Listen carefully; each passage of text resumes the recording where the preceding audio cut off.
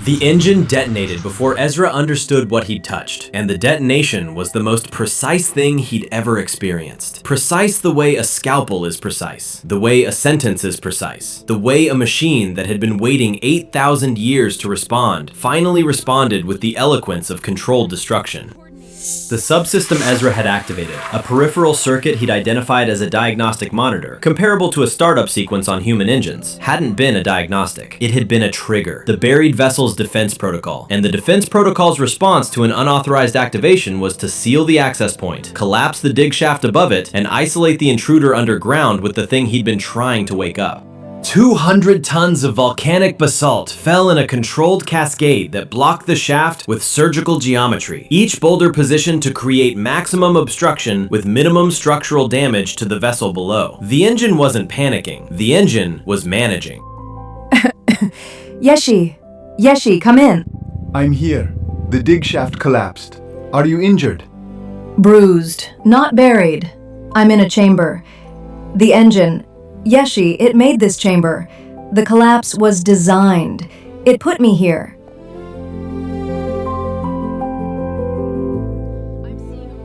The engine core surrounded him like the interior of an organ, not a machine room, an anatomy. The walls were metallic alloy grown through with what looked like vascular tissue, tubes carrying luminescent fluid in rhythmic pulses that matched, Ezra realized with the specific chill of professional recognition, a heartbeat. The Vithari hadn't built machines, they'd grown them. Technology and biology were the same discipline for a species that had never drawn the distinction.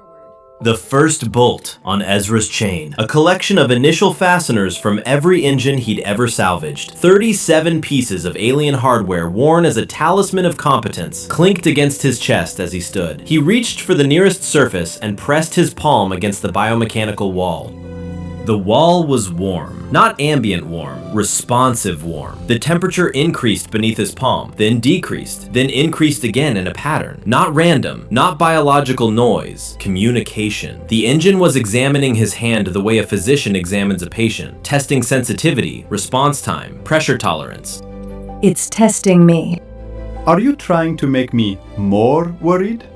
The engine's biomechanical surfaces shifted, the organic tissue rearranged around metallic circuit paths. Not dramatically, but visibly, the way muscles arrange beneath skin when a body changes position. The circuit paths beneath Ezra's hand began to glow in sequence, dimming and brightening in a progression that moved from simple to complex, each pattern building on the last.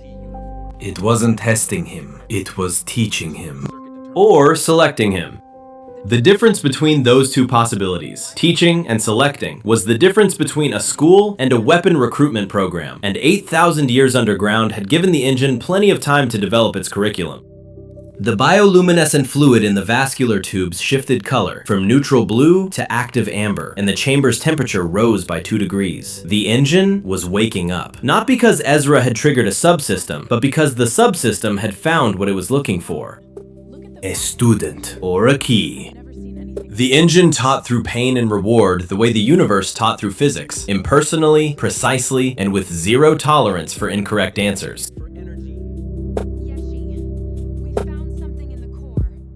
The first wrong touch burned. Not dangerously, a controlled heat spike through the circuit path, precisely calibrated to cause pain without damage. Ezra's hand jerked back from a junction node that had appeared identical to the 3 before it. Identical in every visible characteristic. Different in the single characteristic that mattered, function. The 3 safe nodes were diagnostic. The 4th was operative. The engine distinguished between looking and doing, and it punished the confusion with the efficiency of a teacher who had 8,000 years of pedagogical patience. Circuit logic isn't uniform. Identical nodes, different functions. It's context dependent. The position in the circuit determines the role, not the component design. Yeshi, this is the most sophisticated engineering I've ever encountered. Ezra, the surface team is drilling a rescue shaft. Estimated breakthrough, 6 hours. Can you survive 6 hours? I'm not in danger. The engine it's communicating. Teaching me its architecture. Every correct input gets a response. Temperature drop, circuit illumination, deeper access. Every wrong input, burn. It's selecting for comprehension.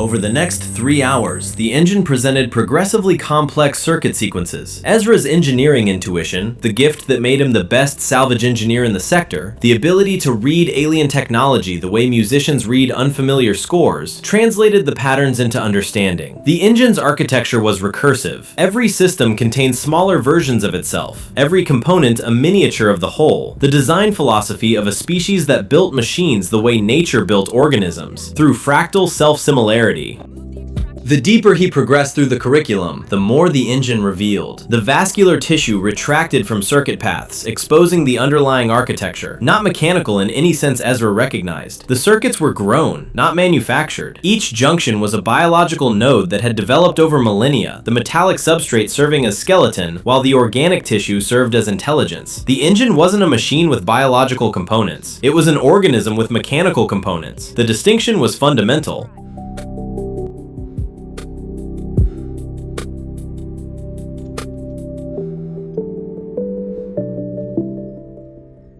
At a scale that what?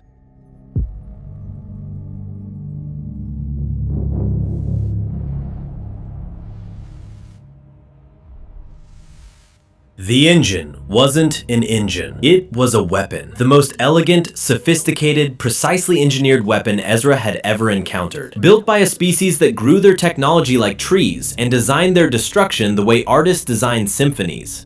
The wrecked ships above the dig site, the fleet debris that the salvage team had been cataloging as battlefield remnants, weren't casualties of a war that happened to occur near this planet. They were the last fleet that had tried to stop this weapon. They had failed. They had crashed. And the engine had buried itself in volcanic basalt and waited 8,000 years for someone intelligent enough to understand it.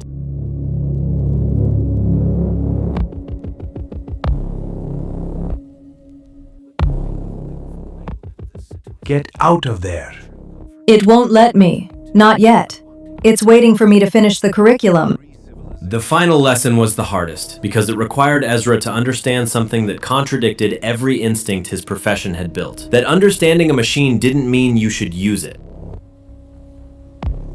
The knowledge was intoxicating. Ezra's hands trembled, not with fear, but with the specific ecstasy of an engineer who has spent his career reading alien technology, encountering the masterwork of a species that had perfected the art of machine design. The Vithari engine was to his previous salvage work what a symphony was to a nursery rhyme. Every circuit path elegant, every junction purposeful, every organic component integrated with a biological precision that made human engineering look like children stacking blocks.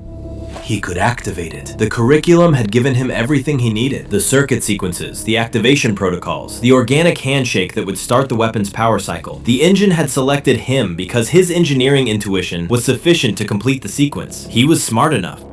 The question that the engine hadn't asked, the question the curriculum had no lesson for, was whether smart enough was the same as wise enough. Yeshi. I'm here. The rescue shaft is at 4 meters. We'll break through in 90 minutes. I need you to look at the surface around the dig site. The basalt formation patterns. Tell me what you see.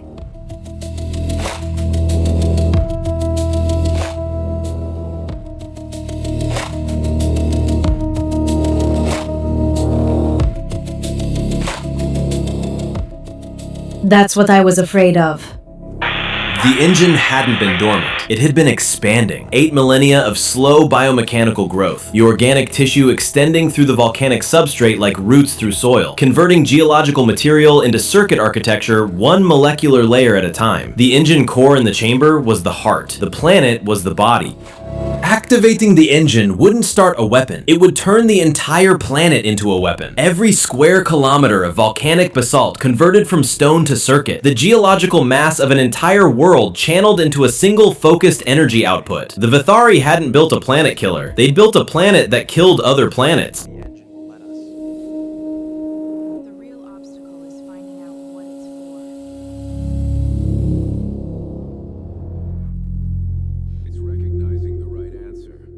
The engine's central sphere pulsed with bioluminescent light, patient, waiting, presenting the activation sequence the way a door presents a handle. It wasn't demanding, it wasn't compelling, it was offering. The most sophisticated weapon ever created by the most advanced species in the sector's history, offered to a human salvage engineer whose entire career had been defined by one principle: every machine can be understood, and every understanding can be used.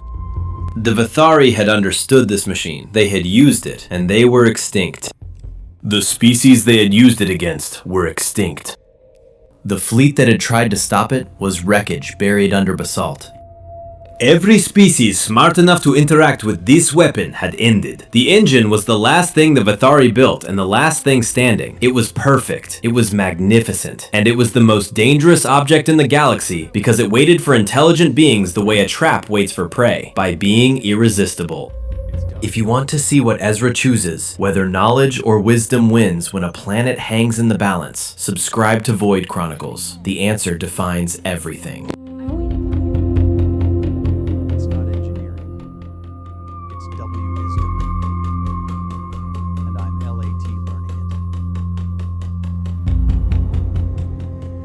The engine offered everything. Ezra chose nothing, and nothing turned out to be the right answer. His hands knew the activation sequence. The curriculum had been thorough. 3 hours of teaching compressed into muscle memory. Circuit logic translated into intuition. He could feel the correct positions the way a pianist feels chord progressions. Not through conscious thought, but through the body's understanding of pattern and purpose. Press here, connect there. 3 junctions in sequence, then the organic handshake. Palm against the sphere's surface. Body heat activating the biological authentication. Heart rate confirming species viability. The engine was species agnostic. Any sapient being with sufficient intelligence could activate it. The Vithari had designed it that way. A weapon that any intelligent species could use. A weapon that waited for intelligence. A trap baited with understanding.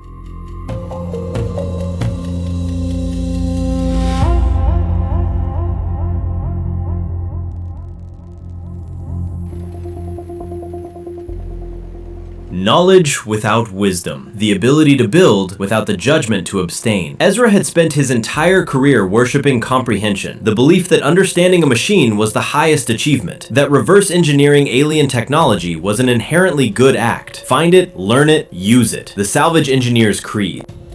The Vithari had lived by the same creed. They had been the best engineers in the galaxy. They had understood everything about their creation except the one thing that mattered. That the ability to do something was not a reason to do it. Yeshi, Still here. I'm going to dismantle the core. Can you do that safely? The curriculum taught me the architecture. Dismantling is just activation in reverse. The question isn't whether I can. The question is... Whether the engine will let you. The engine accepted the dismantling the way a held breath accepts release. The defensive systems that had sealed Ezra underground, that had collapsed the dig shaft, that had burned his hand when he touched wrong circuits, all of it went quiet. The organic tissue retracted from the core sphere, exposing the junction nodes in the sequence that dismantling required. Not the activation sequence, the destruction sequence. The engine had 2 curricula, one for students who wanted to activate it, one for students who chose not to.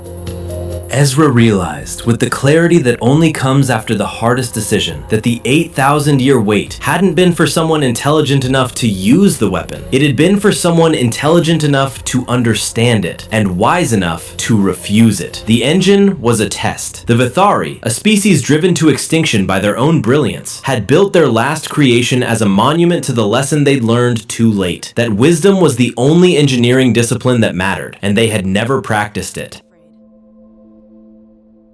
He dismantled the core in 47 minutes, each junction removed with the precision of a surgeon and the reverence of a mourner, because the engine deserved both. It was the most beautiful machine he'd ever encountered, and he would never stop admiring it. And he was dismantling it because admiration and activation were not the same thing.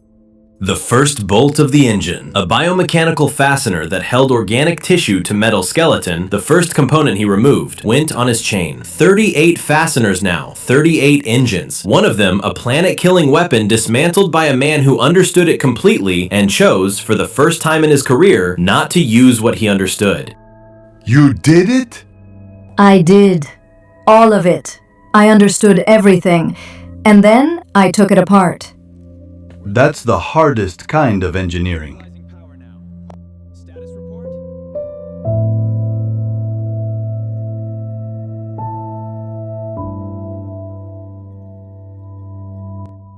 The volcanic basalt around the dig site relaxed. Without the engine core's biological signal, the 8,000 years of circuit growth through the planet's geology began to decay, biomechanical tissue dissolving, metallic circuit paths corroding, the weapon's planetary body returning to ordinary stone. In a century, the planet would be just a planet again. In a millennium, no evidence that the engine had ever existed.